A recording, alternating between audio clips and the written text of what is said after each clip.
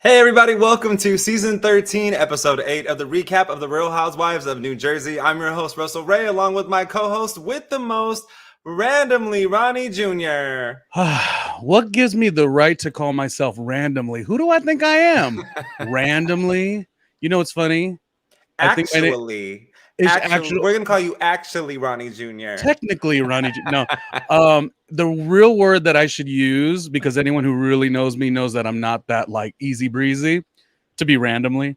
I'm actually more like specifically Okay, look, because I'm you should very. have like Mhm. one-offs, and one should be specifically with randomly Ronnie, or specifically with Ronnie Jr., randomly with Ronnie Jr., Mhm. technically with Ronnie Jr., Yeah. gossiply with Ronnie Jr. I wonder what mood's going to come to play with a Real Housewives of New Jersey recap.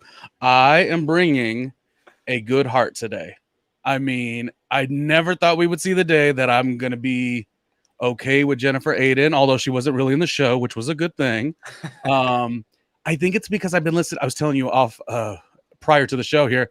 I've been listening to a lot of old school music, so Hmm. my heart is feeling a little bit more warm this week. So we'll see if I can really dig in. Let me tell you, like, old school R&B is where it's at. You know, like Mhm. old school R&B, and I'm talking Usher. Mhm. It's gonna burn for me to say Oh, this. Like, oh, like this is not the gets me in voice my audition live. feelings. Coming from my heart. It's been a long time coming. Okay, look, y'all came to our show. We're gonna give you a show. Well, A show, welcome that's right. Mhm. to the recap. We're here. We're about to fill you in on everything that happened on episode 8. If you hear this word, feel free to take In-law. your a Oh drink of some gosh. water so that you're not thirsty, or take a drink of your adult beverage because you just need it after this episode. Okay. So, Ronnie, what are your initial thoughts Gosh. about the episode before we get into it? Still a fun episode. Obviously the bias in me will be, shore houses, and I love scenes, episodes rather, that cover that. At Missy G's house, of course, is amazing to me. And I also thought it was a decent episode. A lot of things were being pushed around and moved around. Mhm. Nobody's sitting on the sidelines anymore. Like, we're forced to kind of see where Rachel stands, where Danielle stands, who's buckling under pressure. That will be Very something true. we'll talk about. So I was very much into it. Yeah, yeah. Good. Look, I was more or less I don't want to say amused for lack of respect to the show, but I was very intrigued with Mm, the storylines now that everyone's like, we're midway through the season. And this is what we wanted. When we spoke about this, this is what we wanted for every cast member of the Real Housewives of Miami. And it just didn't get there mm, like we wanted it to. But everybody at this point has a storyline. Even Jackie has a storyline, and she's just a friend this season. So we're getting the info, and everyone's kind of getting in on it and not really mhm. ganging up. They kind of back up and let things happen, which I also like. Yeah. But I also like it when I like it when it gets a little messy, because it wouldn't be Housewives if it wasn't messy. I can't remember who mentioned this, and just so you know, we always want to credit the source. Anyway, I had heard it, and if it's escaping me right now, but I love that it was said that, like, Dolores is so in her own love bubble that we're not really seeing the aggressive side of her or the pop off Yeah. side of her, which I'm totally down with. And that is really a thing, because sometimes when you and I would critique Real Housewives of Miami, there was a conversation about, like, oh, well, if you're so happy, why are you hot and bothered? Which I sort of push back on, because I could be the happiest person and also tell hey, dummy, but there is a part that is like, if you're really popping and you're really in love and your money's good and your health is good, you don't really get bothered by the silly stuff. And I think we're Yeah. seeing that with Dolores, which to me, she's the perfect glue of the show, because she is with the Teresa, she holds that allyship with her for Yeah. all these years, better or worse. But also, she's doing her own thing. So star of the show really is Dolores. As much as we like Melissa, I'm ready this season to see what we get. You know what I'm kind of like missing with Dolores is the fact that she has another man that, and I grant you, Paulie has health problems that he's dealing with Mhm. right now, so he hasn't really been filming with the cast like I would like them to, but it just kind of feels familiar. Like when David was not filming with the cast very often, it's too familiar for me, and I want more of Paulie, because I actually like Paulie. I like his aura. I like what confidence he follows with Dolores and what they have together. And Dolores is already a confident woman, so he just adds to that and helps elevate her, which I think everybody wants in a relationship. Everyone wants to be elevated by their partner. And I think Paulie very much does that for Dolores. So I want to see more of him. And hopefully with his heart surgery and the healing process, I hope they bring him out more and that he becomes more part of it. Yeah, I think they will. Hopefully they do, because we love the Lucky the Irish, because nobody's screwing with her pot of gold. Okay. No, good tagline. Good tagline. So I want to jump right into it. We have our first segment for the show. It's called Versus.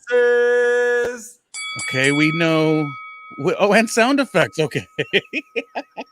We know about a music show called Versus, where you put the two artists, their catalog versus the other's catalog. But what are we talking about here? Well, this one we're going into we're doing conversations between Joe and Louis, and when they were tit for tat going back and forth. And this initially started with Louis and Melissa about the apology when it came to the wedding. What are your thoughts? Like, I want to do rapid fire. I'm going to get all of your opinions on these three conversations, and then I'll go ahead and give you mine after it. Okay, so first up is Joe and Louis. What do you think about this conversation? I mean, I guess in the basis of in-laws are difficult for everybody. Like, that's a very relatable thing. So in terms of everyone saying, oh, I don't like Melissa versus Teresa storyline, it's redundant. But the in-laws is not a redundant situation.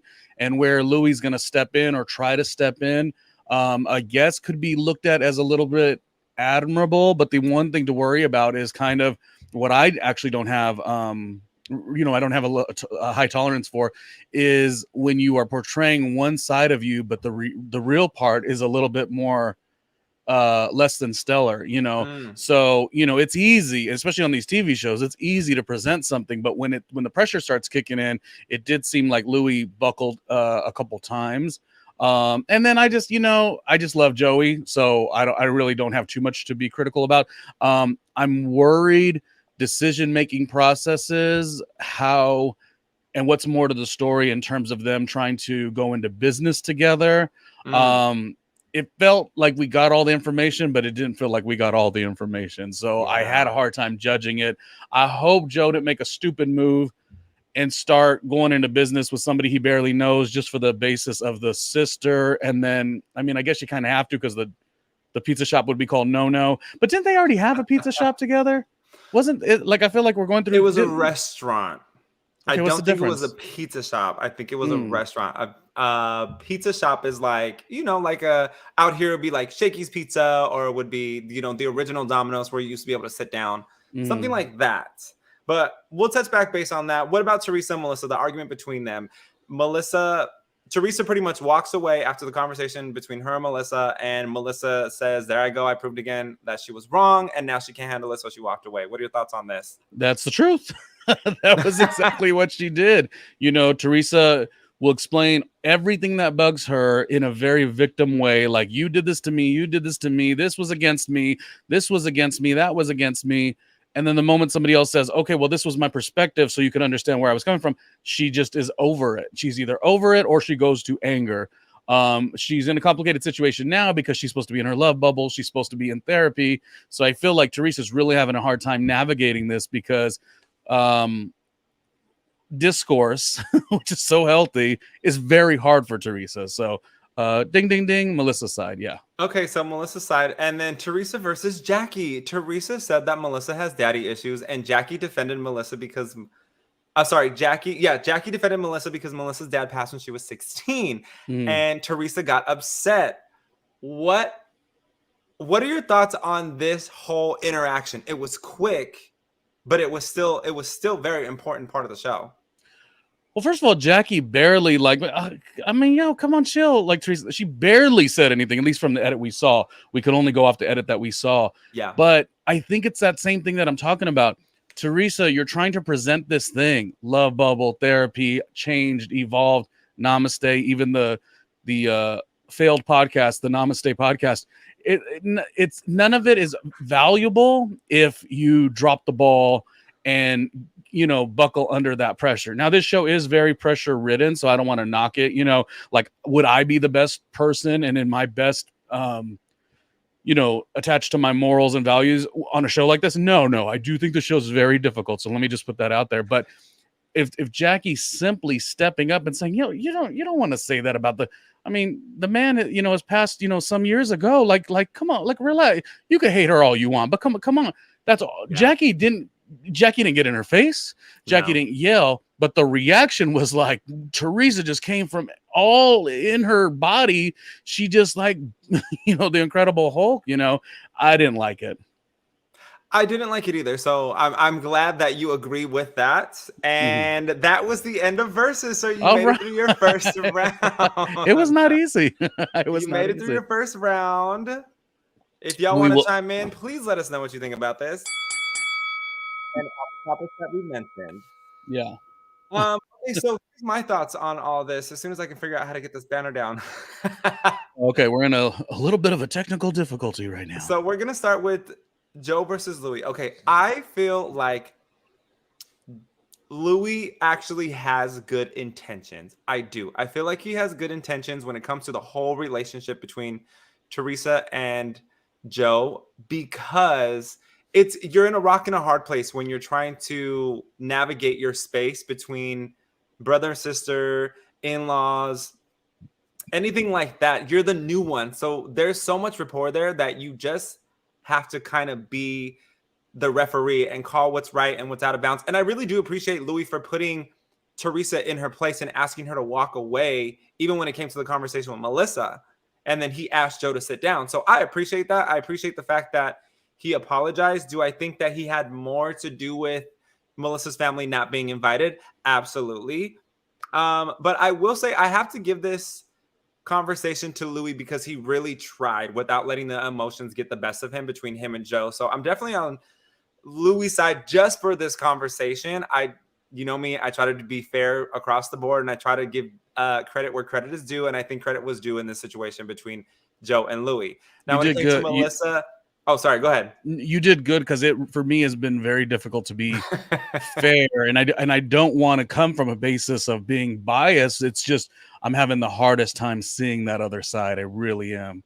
You know what? I really have to take a step back. I have to take a step back and really understand what it's like as an outsider to get involved in a brother-sister relationship. And luckily, I haven't had to do that with my own relationship. And I really just I do take the step back and I do let Shane take the reins. And if there is any conversations that have to do with siblings, it has nothing to do with me. So therefore, it's his conversation. It's irrelevant for anybody to jump in a brother-sister conversation, good or bad, unless you're brought into it. So I will say, considering Louis has been thrown in the middle by both Teresa and Joe. Joe's asking Louis to do the impossible to control his sister, Teresa, and then Teresa's asking Joe to fix it asking Louis to fix it with Joe. It's just a mess. So Louis is doing the best that he can with the cards that he was dealt. I mean, did he choose the hand? That's another conversation. Now with Teresa and Melissa, I feel like I give 100% of this argument to Melissa because Teresa really brings up the past, and she does. You would think the girl is Latina because she just knows how to dig up dirt out of absolutely thin air. So every time Melissa makes a good point, Teresa always has a rebuttal and something that is irrelevant or that the hatch has been buried on that. But some reason Teresa tries to keep bringing up the negative and not move forward. And all Melissa is trying to do is just to get her to acknowledge it. And of course, we know about storyline. We know they have to address these things on camera. So Melissa is trying to move forward and get over it. Teresa is not. And she has issues with it. And she's trying to make it also for reference from a mountain to a molehill, mountain to a molehole. You knew that was absolutely deceased. And I fell on the floor cracking up. So I'm going to start doing live watches because this is a mess. So I give that one to Melissa. Now, when it comes to Teresa and sorry, go ahead. If I may, sorry, I was supposed to use my time. I'm learning the game. But the versus game here.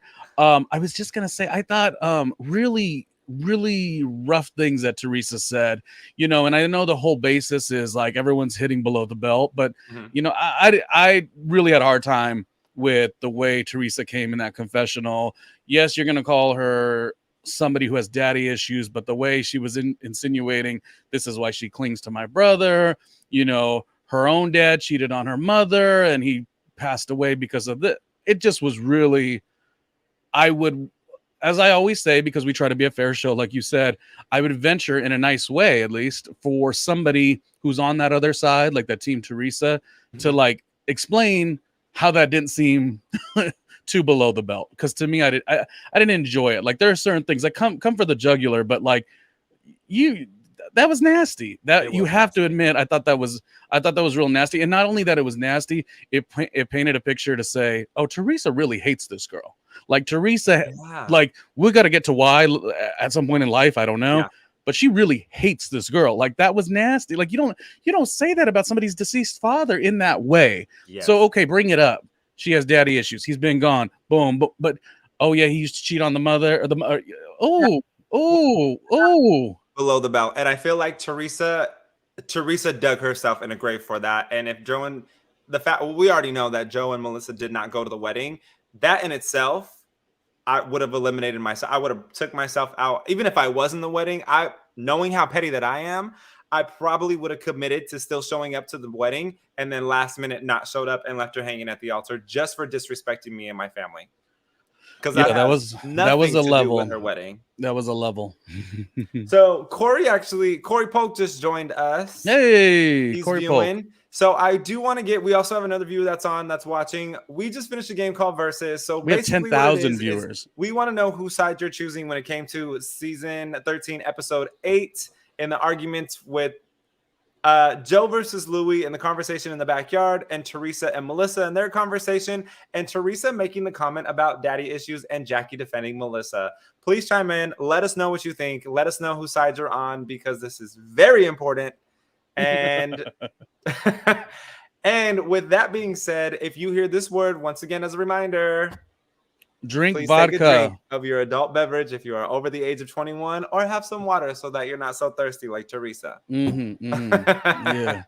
When reality stars go a little too far. Yeah, that's just what I thought. I thought she went a little too far. I'll leave it at that. I'm welcome to be shown another side of things. Well, Melissa did that. But I'm just saying that was ugly. Well, let's break it down. So let's break it down with Teresa and Melissa. Obviously, there's been a history of these two arguing, especially with this episode. It's just kind of been this, Teresa's holding resentment now against Joe and Melissa because they didn't ask her to stay at the shore house, and now she's staying at Jennifer Aydin's shore house. And it's like, why does it matter? If you're vibing with someone else, why does it matter? Is my question. And what are you harboring so deep inside of you that makes you comment about someone's deceased father?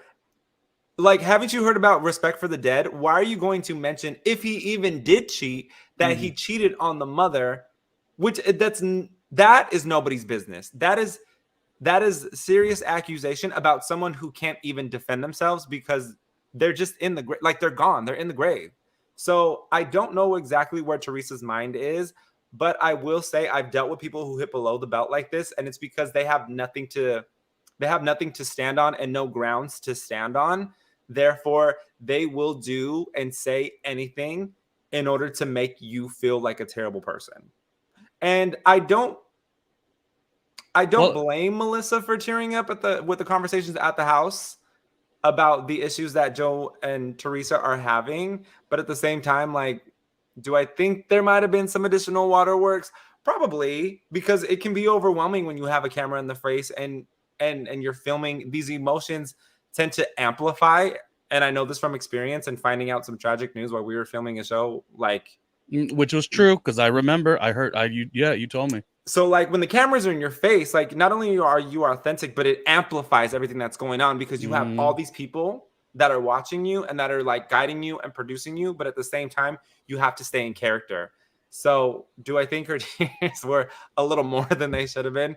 Probably, but I don't blame her given the fact that even though she is a professional, we're all human and we all deal with situations differently. So I think when it comes to the grieving of Teresa and Joe's relationship and Melissa being put on the spot, kind of, it's very overwhelming. I just think, let's say Melissa was in a confessional, like, and I don't know who took to Instagram or Twitter today to, like, you know, speak on their side of things as far as these cast members. But let's just do on the other side, if Melissa were to be in a confessional and say, no, did this, and this, Teresa would have exploded. But yet in her mind, she was able to say that Melissa's deceased father was cheating on the mother. True or not, like, Teresa would not react. She would go crazy. She went crazy because they didn't get Margaret together.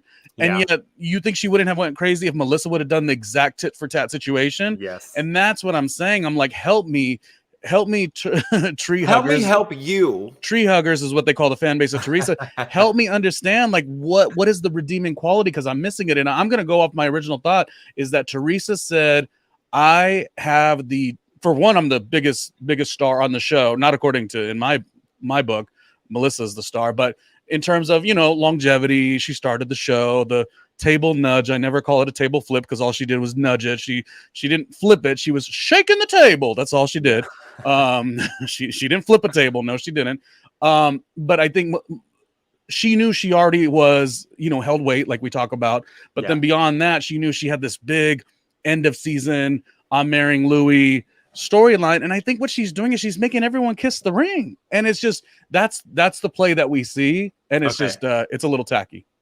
I think it's very tacky as well. And you're right. If anybody did mention anything about No, I mean, look at how much she said she resents Joe Giudice for putting her in jail and she didn't get that time with her parents. Like that, like, it's a double standard. Again, it's a double standard, and you got to call things where they lie. And that's where Teresa's at. It's Teresa's way or no way. And there's no nuanced conversations that can happen with her, which is unfortunate.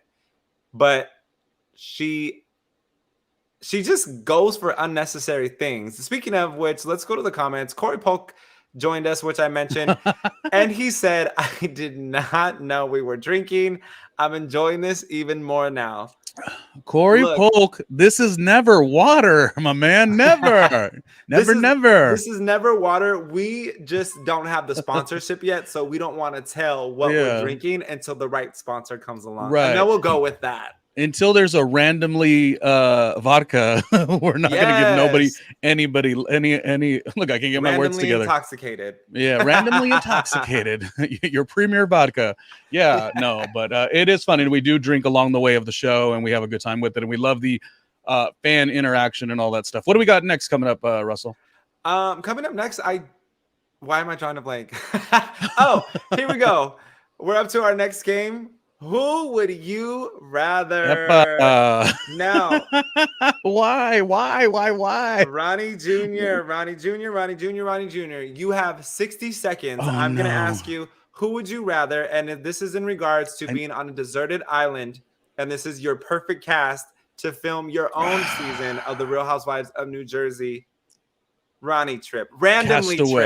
The randomly trip. Okay. So randomly trip. Am I on the show? I'm on the island too. You are on the show, baby. You're replacing and I'm bringing the heat, and you're bringing these cast members with you. So you have 60 seconds. Okay. Corey might have to help us out with this one, but go ahead. I will say some of them are very tough because they're some of your favorites, and then some are just not your favorites. Okay. So you got to take them with you. All right. First up is Jennifer Aiden or Teresa Giudice. We got to do it before 30 or 60 seconds. I'm bringing. I wish that was the last person because I would have already assembled all my good cast members, and this would be my villain, so I'd know how to mix it. I'm bringing Teresa. I'm bringing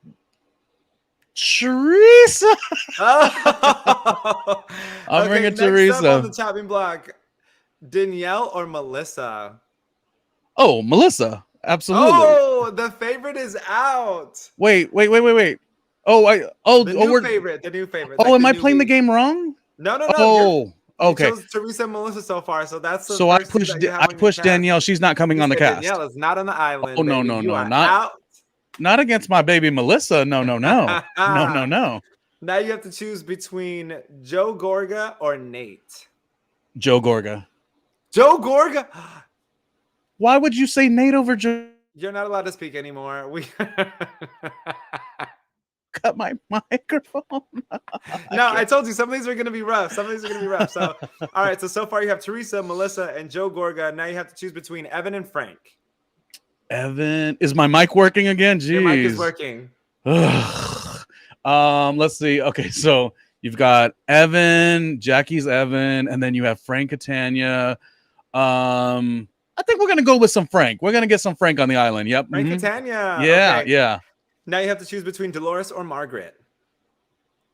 It is a tough one. But it's got to be Dolores. Margaret is hard to not want to bring her because she is such fun and entertaining. She's got good stories.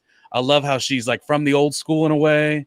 But no, we have to have Dolores on that island. Yeah. All right, we got Dolores. Moving on. Rachel or Jen Fessler? I am really about when Rachel says, we got to get going, John Fuda. The John Fuda and Rachel machine that is happening on this show, I am all about. It's starting slow, but they're ramping it up. So I'm going with Rachel. Okay, you're going with Rachel. And last but not least, Polly or Dr. Bill Aiden? Polly, which is Dolores's boyfriend, and Bill Aiden, who has to put up with Jennifer Aiden, and probably drinks himself to sleep, allegedly, all day, all night.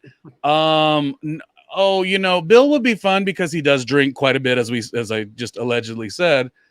But I think Polly would mix in with this group. Like Polly would like shake his head and say, Teresa, did you hear yourself? like there's just something about Polly and Teresa on the Polly and Dolores on this island of our fake show here. Yeah. Okay. So I'm bringing Polly. All right. So who we have on the Real Housewives of New Jersey randomly trip with Ronnie is Teresa, Melissa, Joe Gorga, Frank Catania, Dolores, Rachel, and Polly and Polly. Wow. Can I I will say, looking at this list, the only drama that I see happening would be Teresa, Melissa, and Joe. Okay, can I veto Teresa and bring Jennifer Aiden in instead? You want to veto Teresa and bring Jennifer Aiden? Yeah, now that we have the full cast, I'm bringing Teresa. Doesn't get to. I don't want her looking at me. No. Okay, all right. So I have Jennifer Aiden, Melissa Gorga, Joe Gorga, Frank Catania, Dolores Catania, Rachel Fuda, and Polly. Well, that's a fun show. That is going to be spicy. I like it. I'm with it. I stand by all of that. Yeah. All right, Ronnie. Thank you for joining on Who Would You Rather? Once again, if you're watching, please let us know in the comments if you choose Jennifer Aiden or Teresa Giudice, Danielle or Melissa, Joe or Nate, Evan or Frank, Dolores or Margaret, Rachel or Jen Fessler, or Polly or Dr. Bill Aiden. Let us know what you think, and we will reveal some of you on next episode. I do kind of wish I could bring Nate too. I just want Nate around. But you and your rules, Russell. You and your damn. Look, I would have. Oh my gosh, that would have been a hard one. Yeah. Well, we'll get you next week. I feel like Nate is such a good person. And like I feel like I would want to mix it up, and of course I rock with Melissa, so I'm like, let me bring Melissa and let me bring Nate. I love Joe, but him and Teresa can stay behind and figure out their problem. I like that idea. Okay, good. I like the game more than I thought. Good. Oh my gosh. Okay, what else happened? They talked about or they revealed John Fuda's chest with Joe Gorga's handprints still on there. I was so confused on why he didn't finish shaving that off. Why don't they continue? Yeah. But you know what? John Fuda is showcasing that he is fun. He deserves to be not deserves, but he enjoys being around this rowdy bunch and is not taking himself too seriously. And it does trickle down and show that Rachel kind of has that vibe too. Rachel, of course, did have words with Danielle at some point, but I just am really liking what they're selling, and there's always that cute thing too. if the wife or husband, you know, when your spouse represents you so heavily, like I would not have been like saying, oh, look at John Fuda. But like, I love the way she rocks with him so much that I'm like, oh, John Fuda's back in a scene, you know, and he's making a scene, be it the drinking, be it the fine, wax my chest, I don't care. Like he's living it up and giving us Shore House vibes that we want. And not only that, but like he used to be a model, so he kind of just models tend to be, yes, they're in the forefront of things, but they also tend to take a little step back and watch the drama unfold, because you have to remember, when you're a model, you're there to work. You're not there to get involved in all the BS of the fashion industry, or like who's wearing who and why are they wearing them. You're there to do the job. You're there to show off the clothes. So John Fuda kind of just, he does this thing where he takes his step back and he kind of lets all the drama unfold. And then when the fun parts come in, he's like, okay, I'll join. You know? I mean, but how much of a model was he? Was he like a paid model, or was his agent Instagram? Like, I don't know if he was a model. You think he was? I think he could have done print. I think he's a little too short to do runway. But I mean, you know, I dated someone that was a model. Oh, not the rolled eyes. No tea, no shade, but all tea, all shade. Okay. Speaking of Rachel, what did you think about when Margaret was talking, or when Danielle walked over to Margaret, because the whole situation with her brother and them talking about her brother, and then she called over Rachel to confront the situation? You know, we had a little dynamic duo going on, but it seems like this dynamic duo is reaching a place of hardship. Yeah, but I mean, Danielle has done the same sort of thing, though, in terms of she would take this information from Teresa and Jennifer Aiden, like, watch out for Margaret. I mean, well, I guess that's what Danielle was mad about. Like somehow, like, we said it. What was the gripe that Danielle had? Because I was having a hard time understanding what that gripe was, because it feels like they both sort of similarly did the same thing. They got information elsewhere, they just sort of passed it on. Is that talking behind someone's back? I guess to a degree. Is this a TV show that's expected? Yes, it's a TV show that's expected. Honestly, was upset that, I think she was more upset that her brother is not involved in any of these situations, and therefore them wanting to dig up this information about her brother, it bothers her that it's even considered a storyline, because her brother didn't sign up for this. But they're not digging up stuff on her brother. They're digging up stuff on her. They're saying your word seems a little funny. I get the attitude she eventually brought to the group and said, I should be able to say what I say and it stays there. Yeah. You can have that opinion, but you also can't get mad that they're like, this don't make no sense. Like, we, you know, and in a show like this, we, the other cast members, we've done this for years and years. We spot a liar 1,000 miles away. We're calling you on it and you're just going crazy, which, you know, one would say maybe that type of reaction means, what are you hiding? You know, or she could just be mad. I just know Danielle has underperformed the last 2 episodes quite severely. She's running herself into a situation where everything turns into, well, they don't know, and this, and I'm going to have to pop somebody. Well, now you're going to have to pop somebody, which you're not going to, then you don't say on the show, or it shows, here's the worst part about Danielle. She has walked off set twice. Yeah. And I remember watching a Breakfast Club interview. I don't like the Breakfast Club, but it's a big radio show.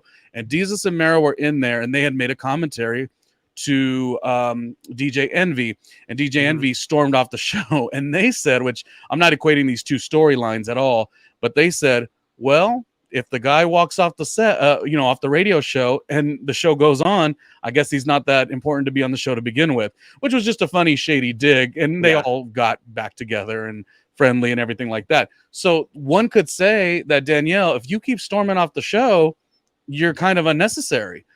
This is coming from somebody who does generally like Danielle. I generally do like Danielle, but she's storming off and she's giving us one of two things. Like, oh, I have to leave to check myself or else I'm going to pop somebody.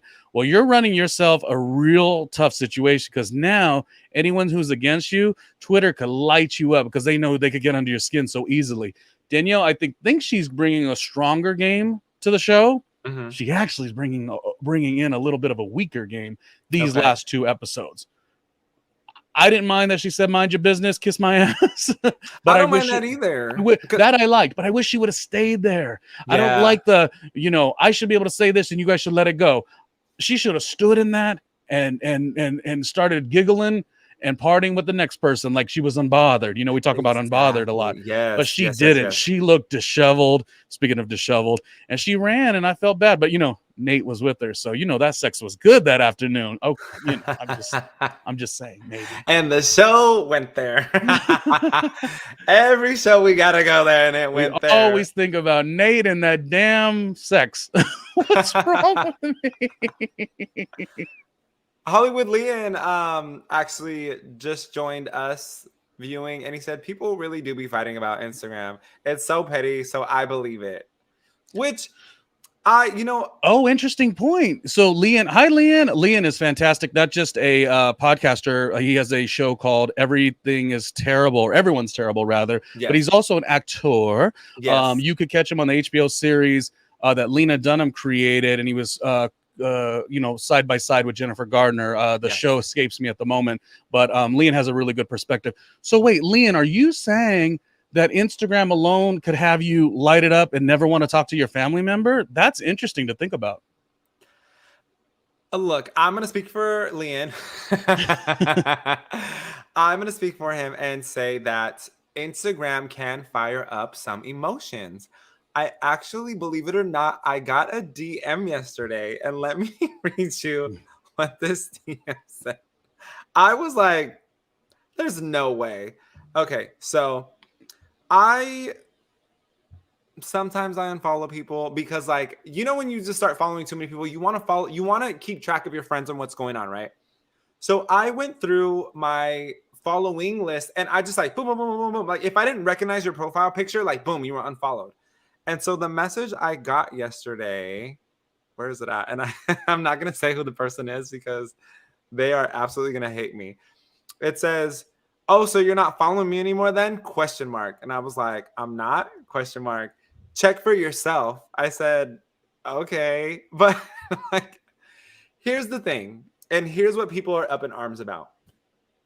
Follow people you're interested in. If you're not interested in them, that is okay to not follow them. If you're more interesting than them, then it's okay for them to follow you and for you not to follow them back, because they don't gauge your interest. They're not giving you anything. They're not giving you life, as the girls would say. They're not giving you life. So brother, sisters can be a little tricky. I'll tell you why. Me and my sister got in an argument, right? Giving you the family drama. Me and my sister got in an argument like years ago. I blocked her on Instagram. Now, like I mentioned with Joe and Teresa and Melissa, it's important to, as an in-law, take a drink, to let the brother and sister have their moment and figure it out and not get involved. Because my sister and I met up we made up like 2-3 weeks later.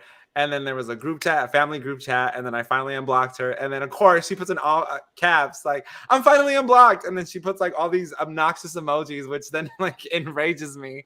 But she's still my sister. I love her. Like, I love all my brothers and sisters. We'll defend them until the end, even if we were arguing. So does Instagram get people up in arms? Absolutely. Do I think that there's more to the story? We'll address that later in the next segment. Can I jump in with something? Tell me. Talk about it. Two quick things. The first thing is, we were talking about Danielle and the way she, sort of ran off, and the way I would have loved to see her play it would have been a little bit differently. The way I would have loved to see her play it, because again, the part that I did like was like a kiss my ass. I should say what I say, and that should be enough for you. She should have like stayed in that boat. She should have been like, clear your ears out. Didn't you listen? I already told you. Like, what's up? Like, she should have stayed in that in that vein. So I've sort of already mentioned that. But the other part that I thought is interesting, now that I'm listening to Leon's perspective and your perspective, is because I come from, and it's not being older per se, but it is because I'm older. Social media doesn't mean as much to people in my generation. I'm a 42-year-old man. 42-year-olds didn't really live on social media the way, Russell, even you being 10 years younger than me, or 11 years younger than me, they don't live in it. What was that again? Oh, good. But my skin still look good. So you just, eat it up. But my generation didn't necessarily take it as serious. And I forget sometimes that there are people who really do hang on every move and take it very personal. Like for me, you gotta say, hey, Ronnie, you're a dumbass for me to feel any kind of way. You do something on social media, or I go to the social media account and I find out you're not following me, I got no burden on it. And by the way, social media does drop off follows. Like some people have these certain aspects of their accounts where if you don't continue to like their stuff, I don't remember this, but I remember one of my colleagues, she had mentioned this, and you will drop off. So it's not actually that personal. I could never take it that personal. You're gonna have to tell me something specific for me to want to really get mad. And I forget that people operate in a different way until I watched the TV show Gossip Girl, the reboot, and I was like, oh my gosh, everything they do is so arced and pushed and with an agenda, and they do things to push somebody to make them mad or to humiliate them. Yeah. And I forget that it has that much weight. In my world, it does not have that much weight. Usually I just put on stuff that I enjoy, keep it moving. So yeah. I will back up a little bit and say, based on Hollywood Leon's information and yours, maybe Danielle and the brother actually did have just a social media spat, but it still feels like there's more to the story, the way she's sort of crumbling. You know what I mean? Yeah. We'll address that though in a minute, because I also think that there's more to be said. But what I do want to talk about is, do you think it was okay for the girls to bring it up and to mention it? In general? Well, yeah, they didn't know that. They didn't know it was a hot button issue. That's the hard part. Like it didn't seem like it was going below the belt. You know, it didn't seem like it was that polarizing. It seemed like it was just a question. Now, the one thing I always tell you is when somebody does ask a question, is it like, are you asking sincerely? Or are you trying to be funny? Some of them might have been trying to be funny. Jackie, although I love Jackie, she might have been trying to be funny. She might have tried to be like, you don't come off as genuine. I don't believe your story. And kind of put it in a bow and dressed it up. Jackie could have been that way. But Dolores also said something too. Dolores is like, there might be more to that. And this is where we notice that Dolores, although she said that, she's like, I don't even care about any of you girls right now. You know, Dolores is in her love bubble. Really, yeah, she's living her moment. She's like, I'm going to make a comment, but I really don't care. She's very much living in her moment. And I think her not getting involved, or her not letting the girls drag her into these issues again like she used to. And like Dolores used to stick out her chest, like she's from the hood, right? Which I appreciate about her. I still appreciate about this. And like we talk about it all the time, she was a parole officer. So like there's a lot going for her.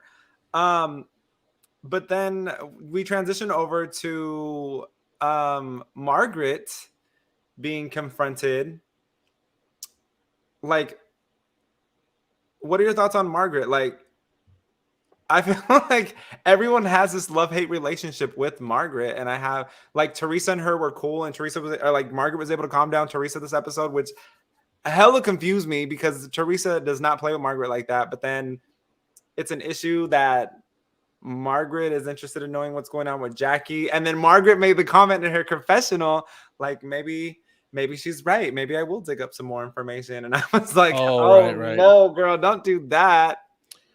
Well, I just don't know that I've ever liked the Margaret narrative they placed on her, that like she's got all this information on everybody and, you know, watch out or she'll light it up. I think more of that was the people who were saying that were like Teresa, Jen, and they were the type of people who didn't really rock out with Margaret. So then they placed this concept of like, well, it's almost like they were placing this concept like, well, all the girls who hang with Margaret don't actually hang genuinely. It's because she has something over them. Yeah. So I felt like where it was coming from was kind of lame. And then the other thing too is, like, I hate to say it, but this show is a competitive show. I don't mean that I want the show to be women, or even in this case, Joe versus Louis, like men pitted against each other or women pitted against each other.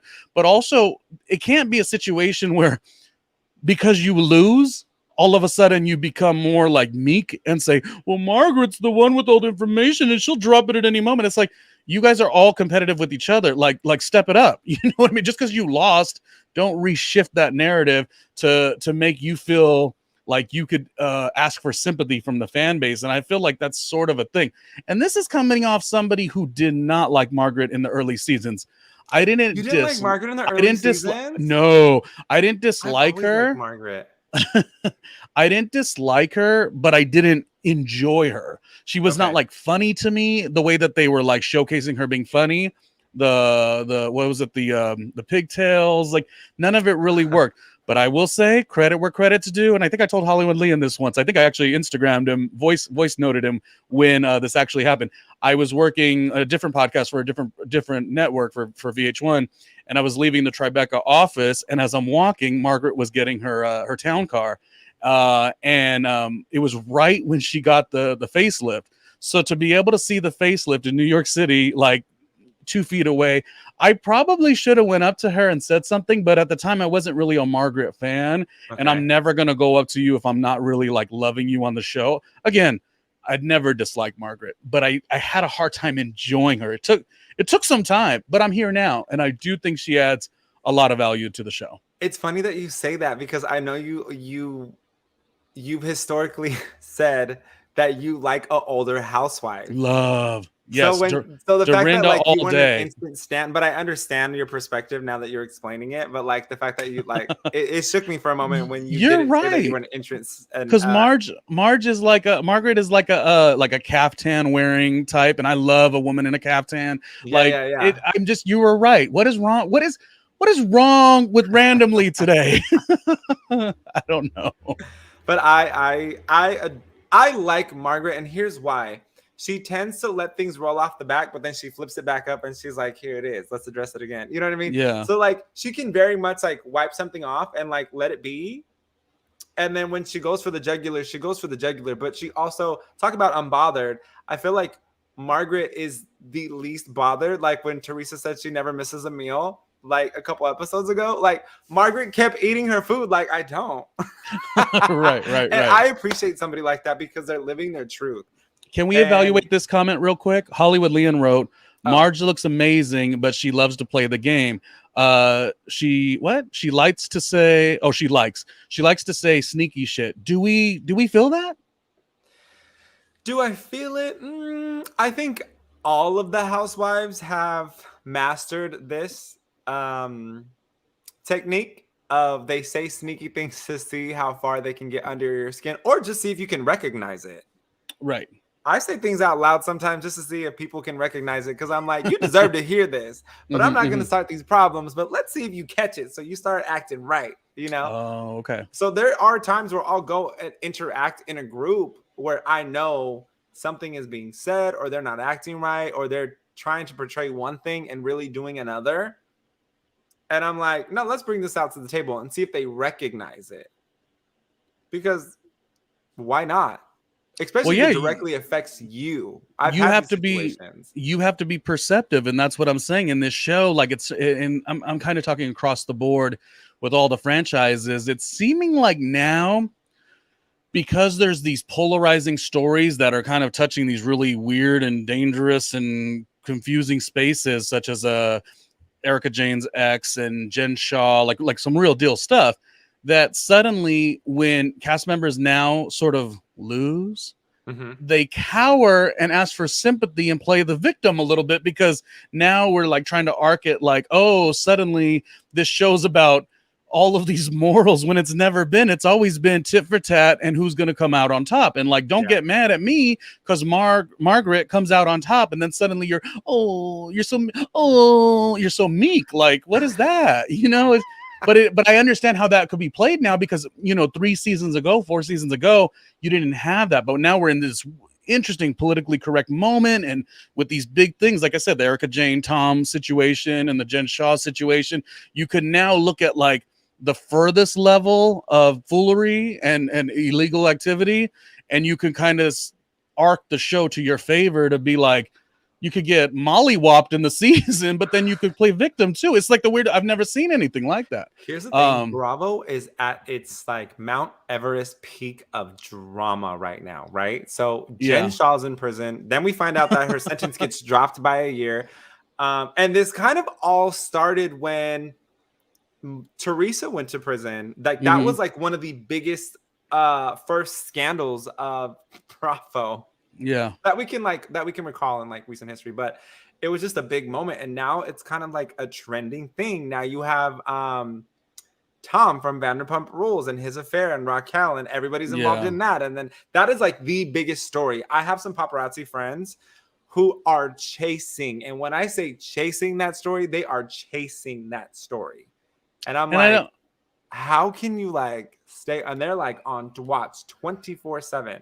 I don't like it because wild to me. I'm so sorry. I don't like it because it creates a element for the fan base to feel like anything short of that is no longer intriguing or compelling. I mean, I'm over there on Monday nights by myself watching Summer House, like enjoying it generally, but ain't no one going to take a look at Summer House at all because there's no like huge, you know, Entertainment Tonight and TMZ, you know, following this gigantic salacious and scandal, you know, a scandal of sorts. So, you know, it's a weird place with reality TV in general, but specifically for Bravo. You know what I appreciate about it though? Is that because these big scandals go on, we have all of these A-list celebrities who are now being left alone for the first time. That's true. Versus the paparazzi used to hound A-list celebrities because nobody cared about reality celebrities. Mm-hmm. And now we're in this moment where reality celebrities and TikTok celebrities are now getting the press, but the A-listers are still A-listers and they don't have to deal with it anymore. Right. So like, as you saw, the whole Jennifer Lopez and Ben Affleck thing at the music awards or the Grammys kind of just faded off like quick, right? And now you have all these reality issues. And it's like, I appreciate that because this is what the A-listers have wanted their entire career, like enough press to get them to where they need to be, but then to also not be stalked and not left alone. And the reality stars who are signing up for reality TV want to be hounded by the press, so they eat this up. The reality stars are now on a level of where only at one point the Kardashians were able to do. They're now all of the reality stars can now achieve that, and it does make a better situation. Sure, there's some actors and actresses and people in film and television that do want a little bit of the mess, but a lot of them don't. And it's great because now you can focus on the work. You know, I always thought one of the best shows on television was the James Lipton Behind the Actors Studio because it was just about the work. And it's like, darn, every outlet isn't about the work anymore. And sometimes there's room for like a little bit of the mess, but like, I don't want to see an actor talk about like, what's your reaction to blankety blank? It's like, what? Talk about the work. So that was a tangent. We'll move back into this messy show. Well, I mean, going into messy, that leads us right into our next segment called Tell the Truth, baby. Oh, no. We want to know the truth. Stop hiding it. I love the artwork, though. I love the artwork. Dolores. Can we just focus on Joe's face? Like, Joe has the best faces. Let's go back to, where was the other one? Would you rather? Look at Joe's face in that one, too. Like...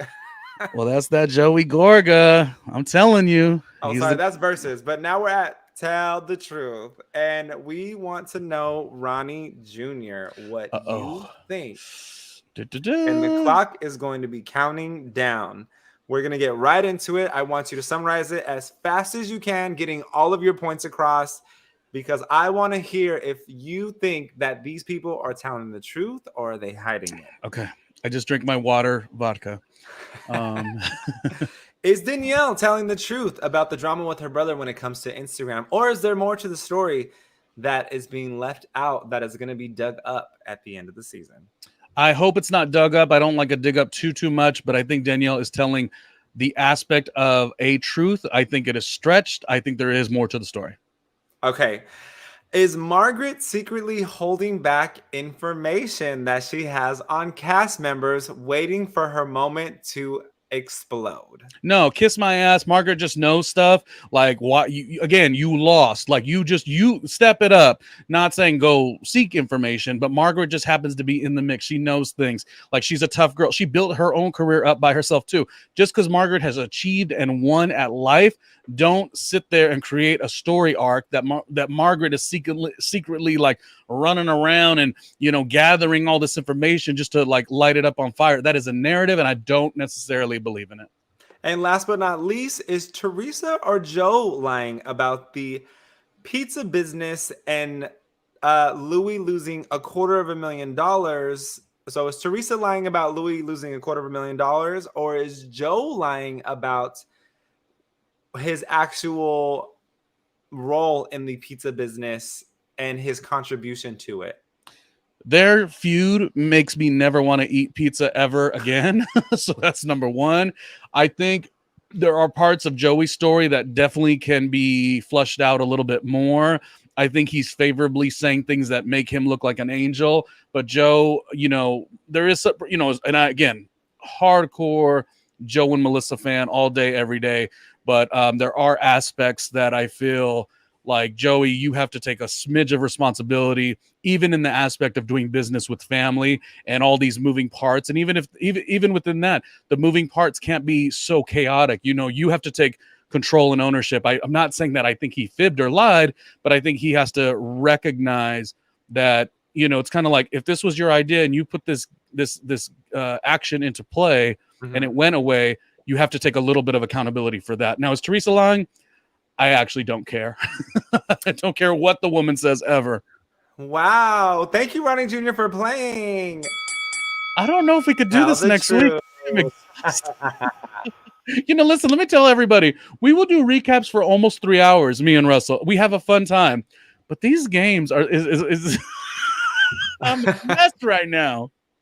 Look, you got to be ready. Look, as this podcast heats up and as we keep getting more traction, it's going to be getting. Oh my gosh. Look, when Andy goes on vacation and he's going to call me and be like, Russ, I need you to fill in on Watch What Happens Live, because Okay. You got the games and you got the chops and you got the looks and you got you work for Peacock Streaming already. Create the Escape. Let's not forget Peacock Streaming. When you're going back to watch Real Housewives of New Jersey, you want to go to all the old classic legendary seasons. You're on Peacock Streaming, and of course, Peacock Streaming has Ultimate Girls Trip. Like it's it right now. We'll also go there on Peacock Streaming. They have a show called Create the Escape, where our very own Russell Ray Silva is a design expert and also a lead host on the show, which is such a big deal too, to have a Latino lead host on a show. There's an assemblage of other people on the team as well, but it's just a beautifully done show. It's very much in the vein of an escape room, and it's tons of fun with parents and kids, and it's wholesome television, and it's nice to see. So yeah, you definitely have the chops to do the show. And if you want to check out more Ronnie Jr., since we're doing a little humble brag, we're going to let everybody know that you are on the block with Jonesy on 94.7. Sorry, I always get this wrong. Okay. 94.7 in the morning. Ronnie Jr. is the pop culture news expert, just filling Jonesy in on the East Coast, baby, which means he's up early on the West Coast. Yeah, that's why I look a little disheveled, but you know what? Kiss my ass if you don't like my beautiful looks. But no, thank you. It's all credit to her, though. Miss Jones was a staple, and she, in the early 2000s, and what she did with radio at that time was huge. She went off to, raise her children. So Miss Jones is back. The show is called Jonesy in the Morning, and I would like to say, in Housewives commentary, I'm like a friend of the show. So I'm not like all up in the mix. I'm not, doing it out of the New York City office currently, but I'm a friend of the show, and it's been a wonderful experience since August. And, anyone who knows me knows I love the YouTube streets. I love television. I love television production, but my first and only love has always been the radio. So yeah, we have fun. Thank you for mentioning that, Russell. That's really nice. I mean, look, once I get the graphics right, because you know me, I'm just like constantly flying everywhere. So like, again, like tomorrow I go to New York, and the day after that, like I come back and I'm like, and then I leave to, where the hell am I going? I think I go to Cancun this weekend. Like there's just a lot, like I'm just constantly moving, right? Yeah. So like I'm trying to get more of the information on there, but if you guys don't know where to find Ronnie Jr., just scroll all the way back to the beginning in the intro. You can scan the QR code with your smartphone, whether you have an Android or Apple phone, and it'll take you directly to his page on Instagram or his YouTube, and you can find all the links there. But I do want to wrap up the show with the whole conversation between Teresa, Joe, Melissa, and Louis about the pizza business. I feel like there's more to the story. I also want to address the fact that Louis had the audacity to tell Joe that he wears Joe's dad's pajamas around the house so that Teresa's daughters feel more comfortable. This is where I feel like Louis steps over the line. Like, that is not your place. Don't do things that are unnecessary. But also, if you're going to do business with family, it is important to have a full contract written out with the specifics. Like Judge Judy has always said, no, etc., etc. It's always specifics, and it's always who is in charge of what is who is contributing to who is the investor. If you're the investor, it doesn't mean that the person that's putting in the actual elbow grease is less than. So you need to establish that before you go forward with the business. Do I think that Teresa should have done a photo shoot with the pizza boxes without Joe's consent or without Joe's involvement? Absolutely. I think Teresa was in the wrong for that. When you go in on a business together, you have, especially if it was Louis and Joe's business, Teresa had nothing to do with it. So why are you doing a photo shoot? It's not your place yet. And at the same time that we say, whoa, Teresa, are you moving a little too fast getting married to Louis? You know, you haven't even been through 8 seasons with him. You know, I don't mean seasons on the show. I mean, you know, summer, fall, winter, and spring. You know, it's a little too fast, Teresa. It's also a little too fast for Joe to go into business with somebody who's coming into the family that you don't actually really know. And then more so, you've had problems with your own sister for all these years. So as I said before, you asked me the question about where do I side with it. I mostly want to say, I remember there was a podcast that I love. It's the Joe Budden podcast, and they had a big breakup. And I love the way at the very end, while he also mentioned how these other two less than favorable people that are now on a different show, how they left, he said something very magical and very ownership driven, which is ultimately it's all my responsibility. I was the one who created the show. And so if there are grievances that they have, even if they're right or wrong or however you think of it, I'm ultimately the one driving the ship. So all responsibility needs to come to me. So the same thing with Joe Gorga in this situation, even though I think Louis could have done 100 tacky things in this situation, Teresa, 100 things tacky in this situation. Ultimately, if this was your idea, Joe, and you didn't come with the heat in terms of the business acumen, that's an issue on you, Joe. And everyone knows that I rock with Joe and Melissa heavy. But I would say if I have to be honest and unbiased, that's what I think. And I think that's fair. Just like earlier when I gave Louis the credit for the fact that he was trying to really be a moderator and a mediator between, you know, the sibling rivalry, and he tried to take Melissa to the side and have her own conversation. And I know you don't want to hear that we're sick of the storyline, but like I really just want them to figure it out. I want Melissa and Louis to remove themselves from the situation. I want Teresa to stop mentioning Melissa. I want Joe to stop mentioning I want Teresa to stop mentioning Melissa. I want Joe to stop mentioning Louis. True. And it feels like Melissa's trying to do that. It feels like she's trying to say, like, she's like literally holding Joe up, and she's like, I'm the one with him when he's crying about the situation. Like Melissa's trying to say, I will step out of it. The whole situation's ugly. Real quick, because we are moving forward and finishing the episode. Yes, Louis, there's a part of me that wholeheartedly agrees with Melissa in her confessional that it's the person that he's trying to be and present and brand himself, you know, and it's the person that he really is. And by the way, why would we not listen to Melissa in that confessional? Because she was confessional look of the century. You can't take nothing away from our Missy G, because Melissa Gorga was killing. I'm just saying, Melissa Gorga was killing it in that confessional. We didn't mention it last week. I don't know why I forgot, but it's been weighing on my heart that we got to give the accolades that she is a bad. We lost Bounty Jr., but he was gonna say she was a bad beep beep beep beep beep beep beep beep beep beep beep. I wish I had the sound, but we're just gonna say she's a bad. That's what Melissa Gorga is. Well, while we find out what happened to Randomly, I do want to say thank you for joining us today. Again, if you missed our games, I'm gonna run through them real quick. We had versus. We want to hear if you let who you think won between the conversation between Joe and Louis, or whose side you're on. Joe versus Louis. Are you on Teresa or Melissa's side when it came to their conversations and the things that Teresa had to say about Melissa? Or are you on Jackie or Teresa's side when it came to Teresa mentioning the passing of Melissa's dad, saying that Melissa had daddy issues? So that's one. And if you missed our other games, who would you rather, and I'll go through the list real quick one more time. Our list is, if you had a Real Housewives of New Jersey and you were on there by yourself, you have to pick between these people. Who would you Aiden or Teresa, Danielle or Melissa, Joe or Nate, Evan or Frank, Dolores or Margaret, Rachel or Jen Fessler, Holly or Dr. Bill Aiden? Let us know what you think. Ronnie is back. Wait, so let me get this off. Where did you go? You all right? I'm devastated, and now I got attitude. Don't worry. I said you thought Melissa was a bad. Since we since we're trying to keep. Now I'm mad now. I'm mad now. Well, with that being said, once again, please go to the front to the beginning of our intro. You can find me all over the internet at Russell X Raymond, including YouTube, Instagram, Facebook, Twitter, TikTok. You can find me on TikTok Anonymous. You can find Randomly Ronnie Jr. all over the internet at Randomly Ronnie Jr. Or you can just head to randomlyronniejr.com and find all the links that you need.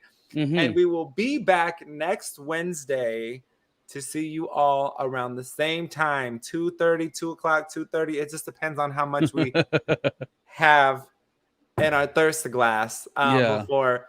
But thank you so much for joining us. We will see you next time, and we always appreciate you all joining us. And above all, shout out to all the cast members. We're critical, of course, but everyone's putting themselves out there on camera. Everyone's putting their storyline and their lives out there, and it wouldn't even be the YouTube streets, but the social media streets have been just so messy lately that I just want what's best for each of the cast members. So I could love who I love, but I don't want anything bad on the cast members that are a bit boring to me. Just, to be more exciting.